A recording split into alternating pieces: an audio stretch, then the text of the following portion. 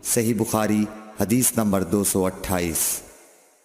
ابو حبیش کی بیٹی فاطمہ رسول اللہ صلی اللہ علیہ وسلم کی خدمت میں حاضر ہوئی اور اس نے کہا کہ میں ایک ایسی عورت ہوں جسے استحاضہ کی بیماری ہے، اس لیے میں پاک نہیں رہتی، تو کیا میں نماز چھوڑ دوں؟ آپ نے فرمایا نہیں، یہ ایک رگ کا خون ہے، حیض نہیں ہے، تو جب تجھے حیض آئے تو نماز چھوڑ دے، اور جب یہ دن گزر جائیں تو اپنے بدن اور کپڑے سے خون کو دھو ڈال، پھر نماز پڑھ۔ ہشام کہتے ہیں کہ میرے باپ عروہ نے کہا کہ حضور نے یہ بھی فرمایا کہ پھر ہر نماز کے لیے وضو کر یہاں تک کہ وہی حیض کا وقت پھر آ جائے۔ صحیح بخاری حدیث نمبر 229۔